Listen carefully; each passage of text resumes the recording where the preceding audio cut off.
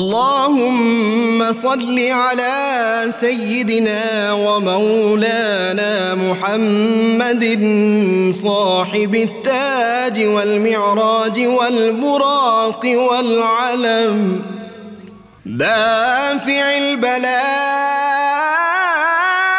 والوباء والقحط والمرض والألم اسمه مكتوب مرفوع مشفوع منقوش في اللوح والقلم سيد العرب والعجم اسمه مقدس معطر مطهر منور في البيت والحرم شمس الضحى بدر الدجى صدر العلا نور الهدى كهف الورى مصباح الظلم جميل الشيم شفيع الأمم صاحب الجود والكرم والله عاصمه وجبريل خادمه والبراق مركبه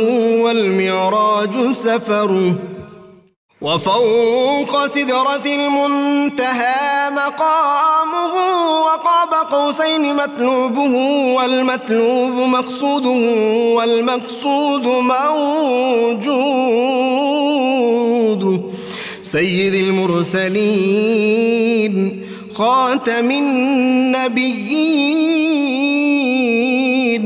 شفيع المذنبين أنيس الغريبين رحمة للعالمين راحة العاشقين مراد المشتاقين شمس العارفين سراج السالكين مصباح المقربين محب الفقراء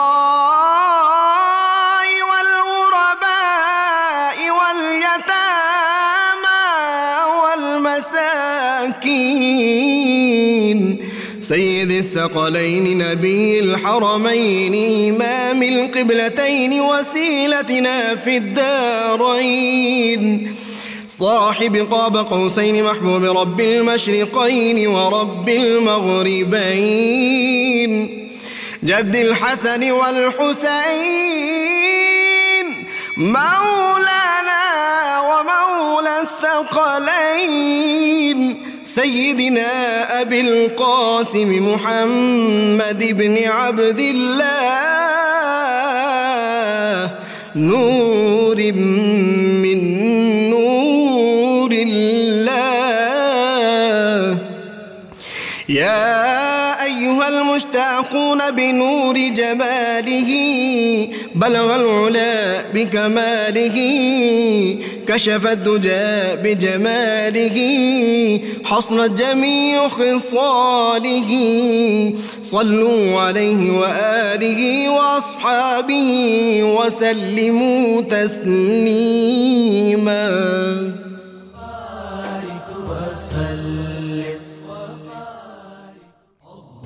بسم اللہ الرحمن الرحیم۔ السلام علیکم ناظرین، پروگرام صبح نور کے ساتھ آپ کا میزبان نذیر احمد غازی حاضر ہے۔ ناظرین کرام، حضرت ابو انیس محمد برکت علی صاحب رحمہ اللہ کی مشہور تالیف اسماء النبی الکریم صلی اللہ علیہ وآلہ وسلم سے ایک اسم مبارک پڑھنے کی سعادت حاصل کر رہا ہوں۔ سیدنا الغافر صلی اللہ علیہ وآلہ وسلم، ہمارے سردار معاف فرمانے والے، درود و سلام بھیجے اللہ آپ صلی اللہ علیہ وسلم، آپ کی آل پاک اور آپ کے صحابہ کرام پر۔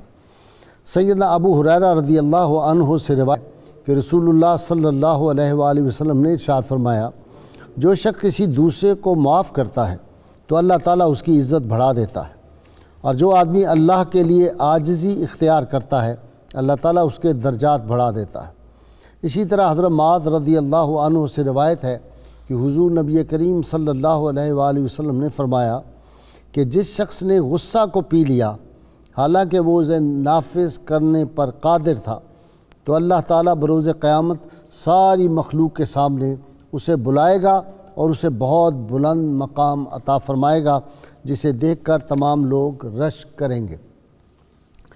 ناظرین کرام، آج ہم تاریخ اسلام کے اس قابل فخر فرزند اور مجاہد کبیر کا ذکر کر رہے ہیں جن کے بارے میں مولانا روم رحمۃ اللہ علیہ نے ارشاد فرمایا تھا کہ وہ بزرگ دین ہے اور سلطان دین ہے، جس کے بارے میں فردوسی نے لکھا تھا کہ اس کے اندر روح جبرائیل ہے، وہ بزم میں آسمان وفا ہے، اور وہ بھیڑ اور بھیڑیے کو ایک گھاٹ پر پانی پلاتا ہے۔ جس نے امام رضا علیہ السلام کا جو مقبرہ مبارک تھا، ان کا روضہ مبارک، اس کو بہترین پتھروں اور موتیوں سے تعمیر کرایا تھا۔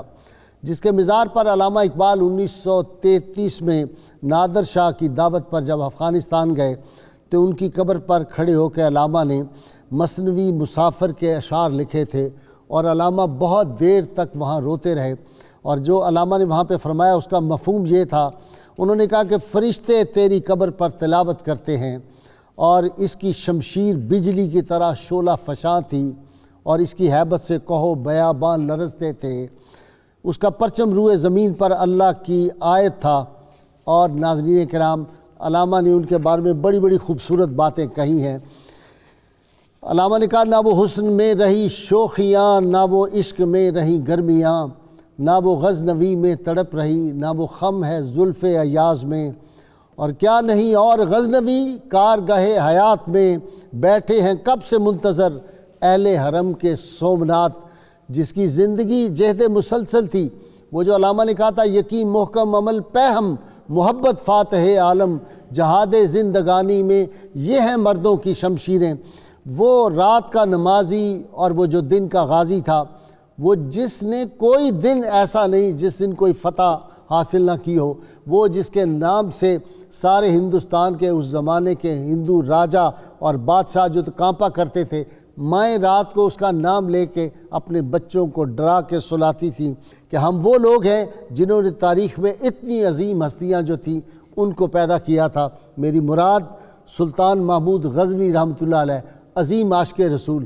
ناظرین کرام، مجھے وہ واقعہ علامہ کے بڑے، سلطان محمود غزنوی رحمۃ اللہ علیہ کے بڑے واقعات ہیں، لیکن ایک واقعہ جس نے مجھے ہلا دیا تھا، ایک بہت نیک آدمی تھا، سلطان کا دربار لگا ہوا تھا، وہ حاضر ہوتا ہے اور سلطان محمود غزنوی کی خدمت میں عرض کرتا ہے کہ رات مجھ پہ بڑا کرم ہوا، حضور سید عالمین صلی اللہ علیہ وسلم جو تھے میرے خواب میں آئے، اور مجھ پہ 12,000 درم جو ہیں ان کا قرض ہے، اور میرے پاس وسائل نہیں، میں ادا نہیں کر سکتا تھا۔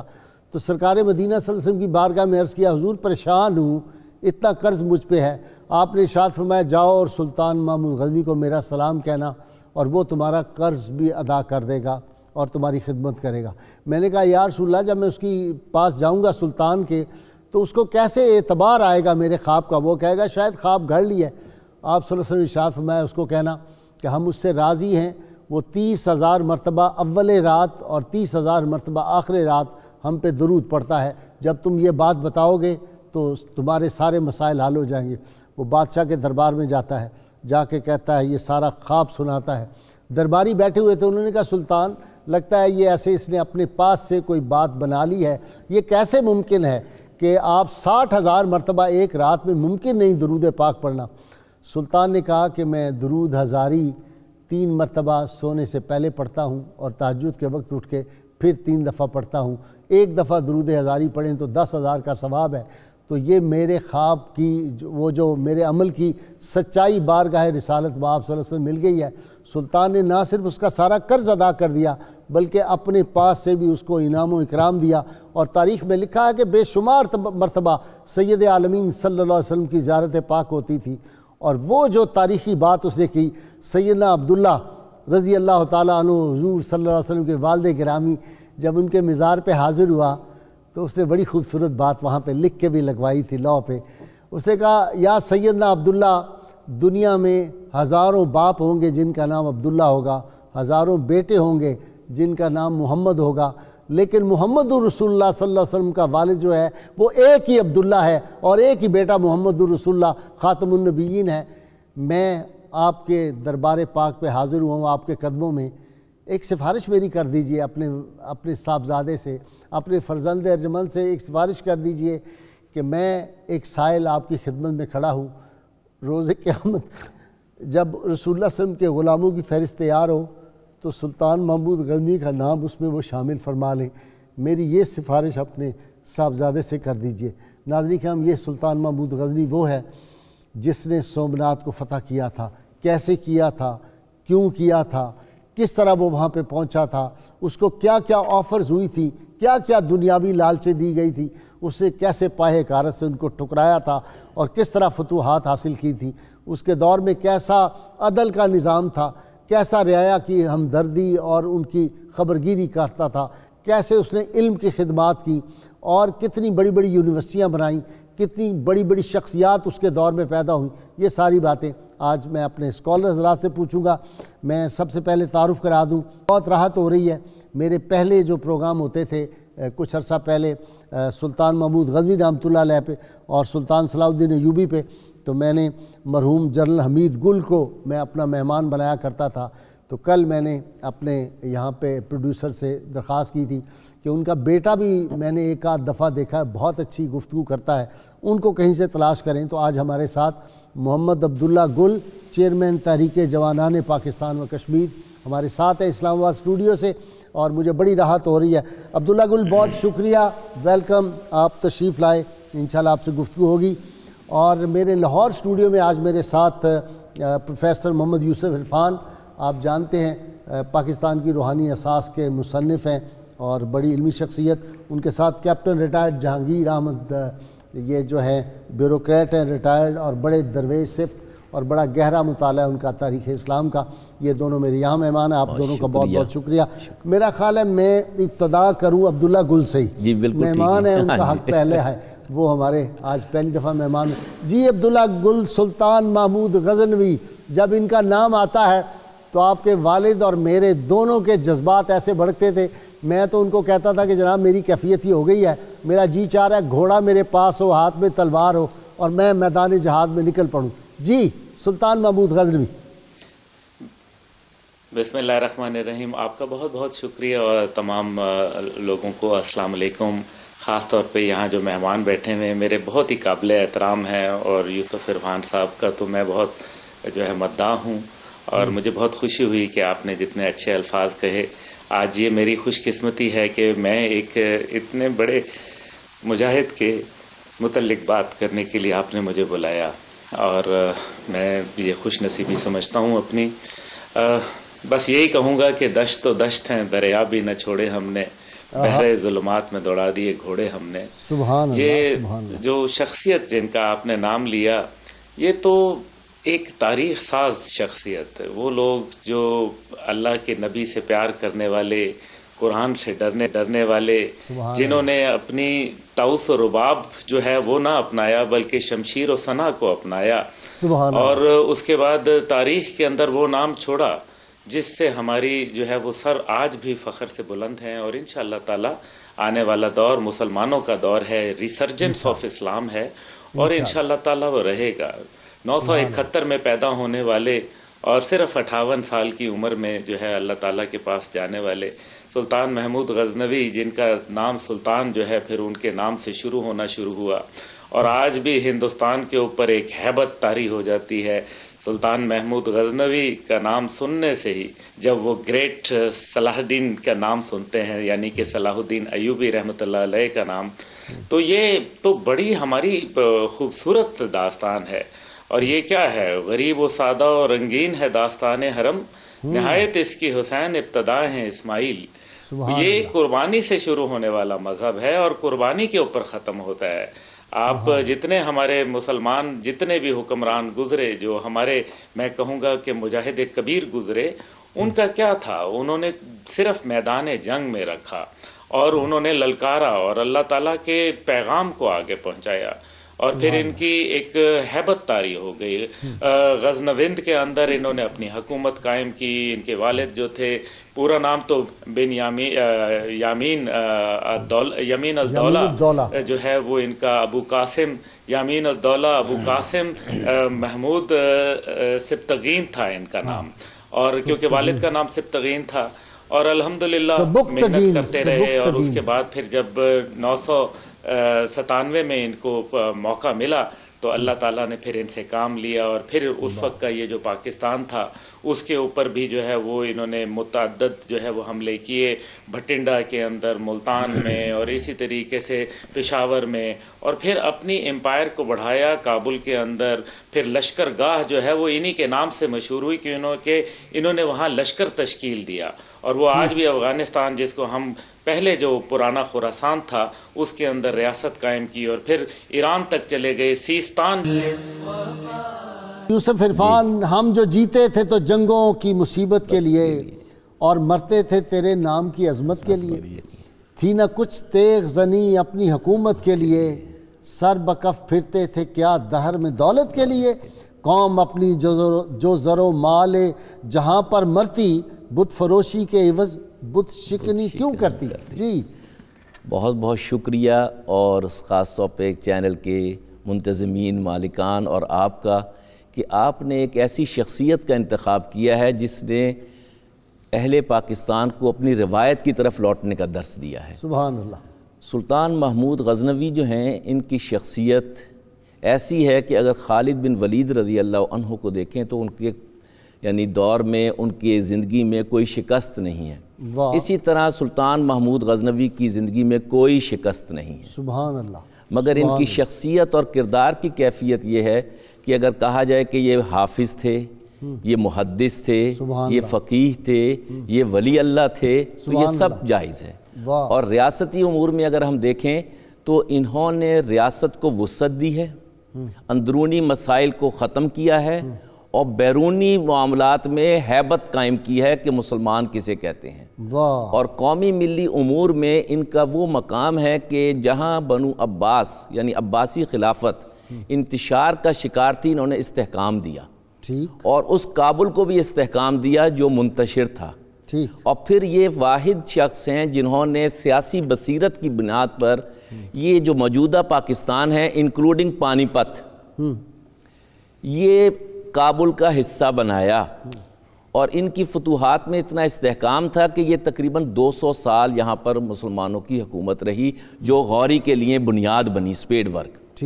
پھر یہ دیکھیے کہ انہوں نے ذاتی زندگی میں یہ عالم بھی تھے اور علم پرور بھی تھے، اور ان کی شخصیت کا کمال یہ تھا کہ یہ بیک وقت انصاف ایسا تھا کہ پوری دنیا مثال دیا کرتی تھی، سبحان اللہ، اور عام معاملات کو بالکل اسی طرح دیکھتے تھے جیسے ایک عام آدمی ہوتا ہے، کوئی تکبر نہیں، کوئی ایسی چیز نہیں۔ اور ان کی فتوحات کا یہ عالم تھا کہ ایک چھوٹی سی مثال میں آپ کو دیتا ہوں۔ ہمارے استاد محترم، آپ کے بھی استاد محترم پروفیسر مرزا منور صاحب کے دوست عبداللہ شاہ قریشی صاحب کے صاحبزادے مسعود، یہ انڈیا گئے، بہت عرصہ پہلے کی بات ہے، کوئی 20-25 سال پہلے کی، تو وہاں پر ان کے والد صاحب کے دوست جو تھے، وکیل بھی تھے اور بھی بڑے بڑے لوگ تھے، تو سب نے کھانے وانے کر رکھے تھے، باتیں کر رہے تھے، تو وہ بار بار کہتے کہ پاکستان اتنا کمزور ہے کہ اس سوئی تک تو باہر سے برآمد کرتا ہے۔ اچھا، کہتے جس دن میں نے آنا تھا تو میں نے ان سے کہا کہ میں نے آپ سب کی باتیں سنی ہیں، آپ سب پڑھے لکھے لوگ ہیں، آپ یہ بات کہتے ہیں کہ یہ سوئی باہر سے برآمد کرتا ہے، ساتھ ہی کہتے ہیں کہ ایٹم بم بنا لیا ہے۔ ایٹم بم بنانا زیادہ مشکل ہے یا سوئی بنانا زیادہ مشکل ہے؟ پھر دوسری بات یہ کہی کہ آپ پاکستان بہت چھوٹا ہے، آپ ہمیں بار بار کہتے ہیں کہ اگر پاکستان انڈیا کا حصہ بن جاتا، ذیلی ریاست بن جاتا تو اس کو بھی یعنی وسعتیں مل جاتی ہندوستان جیسی۔ ایک بات مجھے بتائیے کہ اس کے باوجود ڈرتا کون ہے پاکستان سے؟ کہتے آپ کی رگ و ریشے میں یعنی پاکستان مخالفت جو ہے اور خوف وہ طاری ہے۔ تو اس میں سے ایک وکیل صاحب بولے کہ ہم کیا کریں، آپ چھوٹے ہیں، آپ انتشار کا شکار ہیں، مگر ہمیں یہ خوف رہتا ہے کہ کسی وقت کوئی دوسرا محمود غزنوی نہ۔ واہ واہ، اچھا جی، ایڈورڈ گبن نے بڑی مشہور بات کہی تھی کپتان صاحب، انہوں نے کہا میرے نزدیک غزنہ کا محمود مقدونیہ کے سکندر سے بڑا فاتح ہے۔ بالکل بجا فرمایا۔ بسم اللہ الرحمن الرحیم۔ اللہ جل شانہ نے اپنے دین کی حفاظت کا انتظام خود اپنے ذمہ لیا ہوا ہے، ٹھیک، اور ایسے منتخبین اولیاء اللہ پیدا کیے جنہوں نے اللہ تعالیٰ کے دین کی حفاظت کی، اور جو کار رسالت کا کام جو اولیاء کے سپرد ہوا اور اللہ کے نیک بندوں کے سپرد ہوا کہ دین کی تبلیغ کو جاری رکھیں اور خلق خدا کے اوپر جو جبر و استبداد کا نظام ہے اس کو کچل دیا جائے۔ ٹھیک، سلطان محمود غزنوی نہ خود اپنی ذات میں ایک صوفی انسان تھے، بلکہ صوفیوں کے اولاد تھے۔ ان کے والد بزرگوار سلطان سبکتگین، ان کا واقعہ ہے کہ انہوں نے بیان کیا کہ ان کا جو آقا تھا وہ ان کے اوپر تازیانے برساتا تھا۔ جب وہ غلام تھے تو بہت زیادہ تشدد کرتا تھا۔ ایک دن ان کے جس گھوڑے پر سوار تھے وہ گھوڑا زخمی ہوا تو اس نے بہت مارا، اور رات کو ان کو حضرت خضر علیہ السلام کی زیارت ہوئی اور انہوں نے ان کو تسلی دی اور کہا کہ صبر کرو، رب کریم نے تمہارے ذمہ بہت بڑا کام رکھا ہوا ہے اور تم کو بشارت ہے کہ تم مسلمانوں کے امیر بنو گے۔ سبحان اللہ، سبحان۔ اس کے بعد ایک واقعہ اور ہوا کہ سلطان سبکتگین شکار پہ گئے تو ایک ہرنی اپنے بچے کے ساتھ پھر رہی تھی، تو اس کے پیچھے گھوڑا دوڑایا تو ہرنی بھاگی، تو بچہ چونکہ چھوٹا تھا، کمزور تھا، بڑا خوبصورت تھا، انہوں نے اسے اٹھا کے اپنے گھوڑے کے آگے بٹھا لیا۔ جب وہ چلے تو ہرنی ان کے پیچھے پیچھے چلی، تو سلطان نے دیکھا تو ان کو بڑا شفقت اور ترس ان کو محسوس ہوا، تو اترے شفقت کے ساتھ ہرنی کے بچے کو رہا کیا اور گھر تشریف لے آئے۔ رات کو رسول اللہ صلی اللہ علیہ وسلم کی زیارت ہوئی اور آپ نے فرمایا کہ اسی طرح اپنی رعایا پر شفقت کرنا۔ یہ ان کے صاحبزادے تھے جو اللہ تعالیٰ کے جو اولیاء ہیں، جو اللہ تعالیٰ کے جو پیغمبر ہوئے، ان کو اللہ تعالیٰ نے خود دعوت دی، جس طرح حضرت موسیٰ علیہ السلام کو اللہ تعالیٰ نے حکم دیا اذهب الى فرعون انه طغى۔ جہاں پر طاغوت کا نظام تھا، جبر کا نظام تھا، تو خلق خدا کی حفاظت کے لیے اللہ تعالیٰ نے ان لوگوں کو مقرر کیا۔ محمود کے ساتھ ایک شاعر تھے فرخ سیستانی، ان کے مطابق سومناتھ یہ وہ بت تھا جو خانہ کعبہ میں 360 بت گرائے گئے، ان میں سے ایک بت کا ٹکڑا تھا۔ یہ بات کچی ہے ویسے، فرخ ان کے چونکہ ساتھ تھا تو یہ لوگوں نے لکھا ہے کہ یہ اچھا۔ پھر ایک یہ بھی بات ہے کہ جو ہندوستانی جو مورخین ہیں انہوں نے محمود رحمۃ اللہ علیہ کی فتوحات کو حصول دولت اور لوٹ مار سے تعبیر کیا ہے، لیکن جو ماجم دار کی کتاب میں اس نے لکھا ہے کہ سلطان، اس نے بھی ان پرنسپل اسی طرح کا تبصرہ کیا ہے کہ یہ لوٹ مار کا نظام تھا، لیکن ایک بات بھولے سے اس سے بھی تحریر ہو گئی ہے کہ سلطان نے he was not architect of some empire, کوئی ریاست، کوئی سلطنت کھڑی نہیں کی۔ اور ایک تاثر یہ دیا جاتا ہے کہ سومناتھ پر محمود نے 17 حملے کیے، سومناتھ پر ایک ہی حملہ کیا تھا جو 12واں حملہ تھا، اس کے بعد بھی 5 حملے کیے۔ سلطان محمود رحمۃ اللہ علیہ وہ قدم قدم پر فاتح تھے، مظفر تھے، اور ان کو اللہ تعالیٰ کی نصرت نصیب تھی۔ اور جو سومناتھ ہے یہ ہندوؤں کا ایک روحانی مرکز تھا۔ سلطان محمود کو جو بت شکن کا خطاب ملتا ہے وہ محض سومناتھ کی فتح سے نہیں حاصل ہوا۔ سلطان محمود نے جتنے بھی حملے کیے وہ سب جگہ پر جو کفر کی علامت تھی، سمبولک آف جو کفر ہے اور صنم پرستی ہے، اس کو نشانہ بنایا۔ جب سومناتھ کو فتح کیا اور اس کے جو بت ہے روایت کے مطابق اس کی ناک اڑا دی، تو وہاں کے جو پجاری تھے وہ محمود رحمۃ اللہ علیہ کے قدموں میں گر گئے۔ انہوں نے کہا کہ ہم سے کثیر دولت لے لو، اس کو چھوڑ دو۔ تو انہوں نے بڑا تاریخی فکرہ بولا، انہوں نے کہا کہ مجھے صنم فروش کی بجائے صنم شکن کہلوانا زیادہ پسند ہے۔ سلطان ایک نہایت عادل حکمران تھے اور ان کی حکومت میں ہندو افسر اور سپاہی بھی بڑی کثیر تعداد میں تھے۔ یہ چیز میں نے ایک پہلے پروگرام میں بھی عرض کیا تھا کہ لوٹ مار کا جو نظام تھا، چونکہ یہ مذہبی ایک مرکز تھا سومناتھ جو موجودہ گجرات ہے، اس کا ایک علاقہ ہے، اس کو بابری دار کہتے ہیں، وہاں پر یہ مندر ایک اونچائی پر یہ بت نصب تھا مندر کے اندر، اور ان کا عقیدہ یہ تھا کہ جو سمندر کی لہریں آتی ہیں وہ اس کی پوجا کے لیے، پرستش کے لیے آتی ہیں، اور جو آواگون کا جو ری انکارنیشن کا جو اس کا نظریہ ہے، اس کے مطابق مرنے والے کی روحیں یہاں پر آتی ہیں اور ان کو دوام بخشا جاتا ہے۔ تو یہ وہ نظریاتی اساس تھی جس کے اوپر محمود نے ضرب لگائی۔ اگر ہم محمود رحمۃ اللہ علیہ کے حملوں کی تفصیل پڑھیں تو کسی جگہ پر بھی ہمیں یہ کوئی اس طرح کی کشور کشائی کی وجوہات نظر نہیں آتی۔ آپ کو یاد ہوگا کہ وہ جو ولزل ہیگ نے بھی لکھا ہے کہ الپتگین پر ہندوؤں نے پہلے جارحیت کرتے تھے، یہ حملے کرتے تھے، پھر جے پال کا جو بیٹا تھا بھیم پال، ہاں جی، اس نے بھی پھر سبکتگین پر حملہ کیا سلطان محمود کے، لڑائی یہ شرارتیں کرتے پہلے انہوں نے کی پہل، یہ پہل کرتے تھے۔ پہلی لڑائی لمعان کے مقام پر ہوئی ہے جو پشاور سے پرا تھا، اور یہ معاملہ جو ہے ان کو اکھنڈ بھارت کا خناس یا خواب تاحال تنگ کر رہا ہے، اسی کی بنیاد پر یہ کابل فتح کرنے چلے تھے۔ ساجد بوڑے مرحوم نے بڑی خوبصورت بات کہی تھی، شاعر تھے ساجد چشتی، اس نے کہا تھا کہ سرکار کے غلام کی عظمت نہ پوچھئے، محمود ایک غلام ہے ان کے ایاز کا۔ ناظرین، سلطان محمود غزنوی رحمۃ اللہ علیہ وہ جن کی برکت سے ہمارا شہر جو ہے، یہ شہر لاہور جو ہے، اس کی خاک سے پنجاب زندہ ہو گیا، اور وہ شہر ہے جس کو مجدد الافسانی نے شہروں کا قطب الارشاد قرار دیا تھا، اور یہ کیوں تھا کہ داتا گنج بخش رحمۃ اللہ علیہ جو تھے وہ سلطان محمود غزنوی کے ساتھ ہی آئے تھے، اور اس دور میں آپ کو پتہ ہے سلطان کے ساتھ کتنی بڑی بڑی شخصیات ہماری جو تھیں تاریخ اسلام کی وہ پیدا ہوئی۔ حضرت ابو الحسن خرقانی کا وہی دور ہے، اور حکیم صنائی کا وہی دور ہے، ابو سعید ابو الخیر اولیاء کے سردار یہ انہی کا ہے، عربی کے ادیب جو تھے مشہور بدیع الزمان حمدانی، تو یہ سارے لوگ علم کی جو ایک خدمت سلطان محمود غزنوی نے اس دور میں کی ہے، اور ان کے والد نے نصیحت بھی یہی کی تھی کہ بیٹا اصل کام یہ کرنے کا ہے۔ تو سلطان نے کیا کیا مارکے کیے اور سلطان محمود نے کیوں حملہ کیا، کچھ ہمارے اسکالر نے آپ کو بتایا ہے۔ اب میں عبداللہ گل صاحب سے پوچھتا ہوں۔ مقصد یہ ہے کہ یہ ساری جو فتوحات ہیں اصل میں یہ ان کے نظریے کے خلاف فتوحات ہیں۔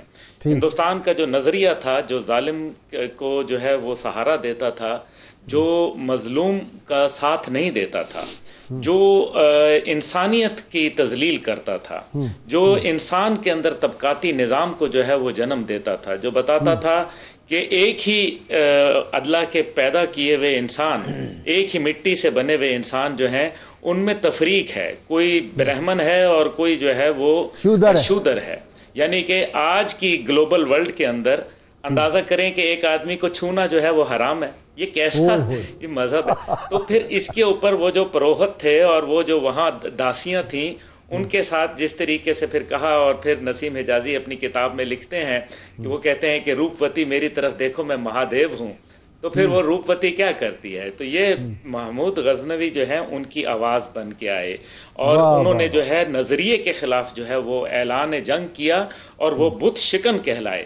ایک بت شکن جو ہے وہ ہمارے حضرت ابراہیم علیہ السلام کا نام جو ہے، حضور پاک صلی اللہ علیہ وسلم کا، پھر اور پھر اس کے بعد جو ہے ایک بت شکن جو ہے محمود غزنوی رحمۃ اللہ علیہ آئے۔ سبحان اللہ۔ یہ جو محمود غزنوی کا جو دھاک ہے اور دہشت ہے، اور پھر یہ جو افغانستان کے اندر جو ان لوگوں کی جو موت سے ڈرتا نہیں فاقہ کش ذرا روح محمد اس کے بدن سے نکال دے، اور افغانیوں کی ہے غیرت دین کا یہ علاج، ملا کو اس کے کوہ دمن سے نکال دے۔ اور پھر کیا اللہ کو کیا پسند ہے کہ اور غیرت ہے بڑی چیز جہان تگدو میں، پہناتی ہے درویش کو تاج سر دارا۔ تو یہ درویش تھے، یہ ہمارے جو مجاہدین ہیں، یہ جو سلطان محمود غزنوی ہیں، یہ لوگ درویش تھے، یہ درویش صرف لوگ تھے، یہ زمین پہ بیٹھا کرتے تھے، یہ گھوڑے کی پیٹھ کے اوپر، ابو الحسن خرقانی جی یہ گھوڑے کی پیٹھ کے اوپر بیٹھتے تھے۔ انہوں نے فتوحات کی، انہوں نے دنیا کے اندر اپنا لوہا منوایا، انہوں نے بتایا کہ اصل بات جو ہے وہ حق اور سچ کے ساتھ کھڑا ہونا ہے۔ عبداللہ ایک بات میں آپ سے عرض کروں کہ انشاءاللہ تعالی وہیں سے دیکھ لینا آفتاب شوق ابھریں گے، جہاں جگنو چمکنے کی اجازت ہو نہیں سکتی، وہ دن آئے گا انشاءاللہ تعالی۔ میں ذرا یوسف حفظان سے اب بات کر لوں۔ یوسف فروخی سیستانی نے لکھا ہے کہ سلطان محمود دریائے شور کے کنارے اعلیٰ مقاصد لے کے باوضو تلاوت قرآن حکیم کر رہا تھا اور بیٹھا ہوا تھا، تو وہ جو میں نے ابھی آپ کے سامنے کہا نا کہ یہ کس کافر ادا کا غمزہ خونریز ہے شاکی، تو ہمارا یہ جو زوال ہے یہ اس وجہ سے ہوا، اس میں کوئی شک نہیں۔ اور پاکستان کی سلامتی اور استحکام اس روایت پر منحصر ہے جو سلطان صلاح الدین ایوبی نے قائم کی ہے۔ ٹھیک، اور میں فخر کے ساتھ اور خوشی کے ساتھ یہ بات کہتا ہوں کہ وہ روایت آج بھی ختم نہیں ہوئی۔ انشاءاللہ ایئر کریش کے بعد، بہاولپور ایئر کریش کے بعد جنرل حمید گل صاحب نے بڑی استقامت، ایمان اور ہمت کے ساتھ وہ روایت قائم رکھی ہے، اور اب بھی یعنی یہ قائم رہے گی۔ حضرت علامہ کا بڑا پیارا شعر ہے کہ لالۂ این چمن آلودہ رنگست ہنوز سپر از دست میں انداز کے جنگست ہنوز، کہ اگر آج آپ دیکھیں تو وہ مارکہ جو سلطان محمود غزنوی کے زمانے میں تھا وہ آج بھی موجود ہے، کیونکہ لوٹ لوٹ کے وہ اپنی نسلوں کو اس خیال سے تیار کرتے ہیں، تربیت کرتے ہیں کہ مسلمان تمہارا دشمن ہے اور یہ سب بیرون ملیچ ہیں، باہر سے آئے ہوئے ہیں، جبکہ دیکھیں تو یہاں پر مسلمانوں کی تعداد ان کی ہے جو یہیں سے مسلمان ہوئے تھے۔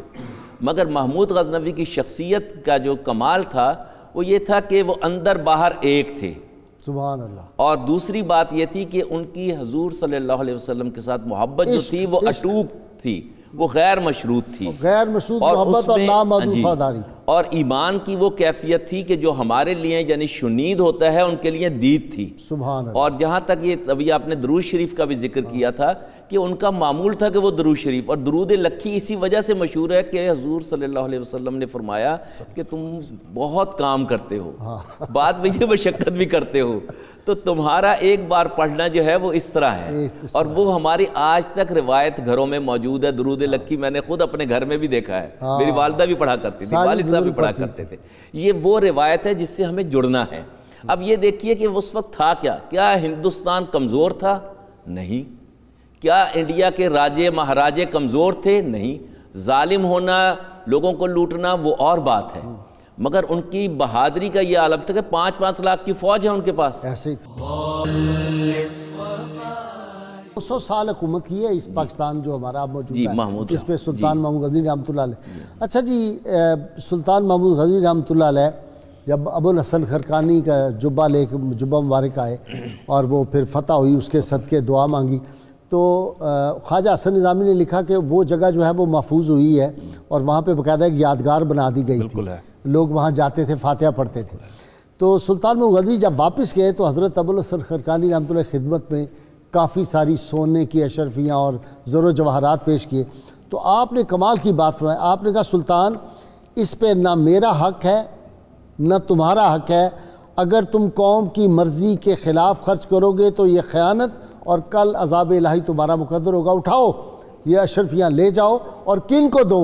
ان سفید پوش لوگوں پر یہ خرچ کرو، مفلسی سے جن کے سینے زخمی ہیں، وہ لوگوں کے سامنے اظہار نہیں کر سکتے اس بات کا، اپنی تکالیف کا، ان سفید پوشوں کو جا کے دو۔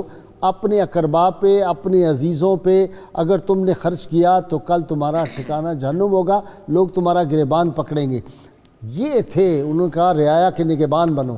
یہ آپ نے بہت خوبصورت یہ ٹاپک چھیڑا ہے کہ سلطان محمود کی جو عسکری زندگی ہے اس کی روحانی اساس آپ نے بیان فرمائی، بلکہ یہاں تک لکھا ہوا ہے کہ جب پہلے 3 دن سخت مارکہ ہوا سومنات میں تو سلطان نے نہ صرف خرقہ حضرت ابو الحسن خرقانی پہنا بلکہ وہی خرقہ پہن کر خود تلوار پکڑ کر میدان میں اترے۔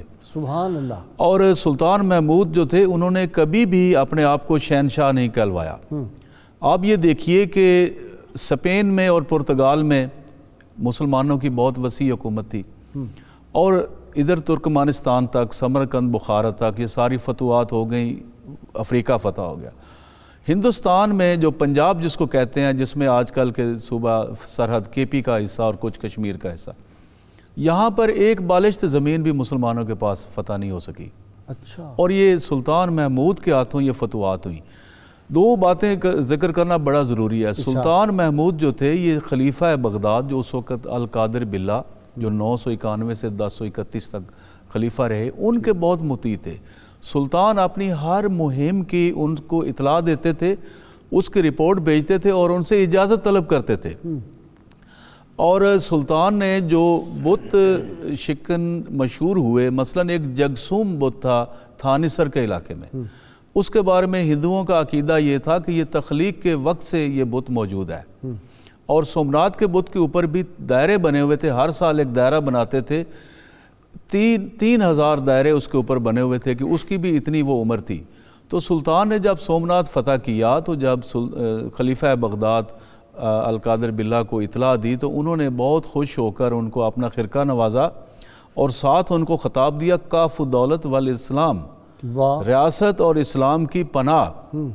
اور 1843 میں 1843 میں برطانوی ہاؤس آف کامن میں ایک قرارداد پیش ہوئی اور اس میں یہ کہا گیا کہ سلطان محمود غزنوی کے بارے میں مشہور ہے کہ ہندوستان کے جو مندر تھے یہاں سے زر و جواہرات لوٹ کر لے گئے، تو ان کے مزار کے اوپر وہ دروازے ابھی بھی لگے ہوئے ہیں، یہ مشہور تھا۔ تو وہاں پر انگریز گئے اور وہاں مزار سے دروازے اتار کے لے آئے، جس کے بارے میں تحقیق کی تو پتہ چل گیا کہ یہ مصر سے بنے ہوئے ہیں، کوئی ایسی چیز ثابت نہیں ہوئی۔ اور پھر ایک اور چیز ہے کہ ہندوستان کے ایک وزیر تھے کے ایم منشی، انہوں نے والٹر اسکاٹ سے متاثر ہو کر کچھ ناول لکھنے شروع کیے کہ سومناتھ کے اوپر لوگوں کو ان کی جو سینٹیمنٹس ہیں ہندوؤں کے اس کو بیلڈ اپ کیا جائے، اور انہوں نے 1951 میں ہندوستان کی اسمبلی میں قرارداد پیش کی کہ سومناتھ کو دوبارہ بنایا جائے۔ یہ مائنڈ سیٹ ہے ان کا جن کے اوپر سلطان کو فتوحات حاصل ہوئی۔ تو یہ مسلمانوں کی خالصتاً نظریاتی اساس تھی جس کی بنیاد کو سلطان آگے لے کر بڑھے، اور ہندوؤں کی بھی ایک جو ان کی خالصتاً مذہبی ان کا مقام تھا، اس کو آپ کہہ سکتے ہیں کہ یہ صلیبی جنگیں ہیں۔ صحیح ہے۔ اچھا جی، عبداللہ گل سے ایک بات دلچسپ، عبداللہ صاحب، سومناتھ کا جو بت تھا اس کے بارے میں تاریخوں میں لکھا ہے کہ 5 گز لمبا پتھر کا تھا، 2000 برہمن روزانہ گنگا سے پانی لا کے اس کو غسل دیتے تھے، 500 گانے والیاں اور 300 مرد ملازم تھے جو وہاں بھجن وغیرہ گاتے تھے۔ یہ اتنا بڑا بت تھا، اور وہاں پہ راجہ مہاراجہ جو تھے انہوں نے اپنے محل بنائے ہوئے تھے۔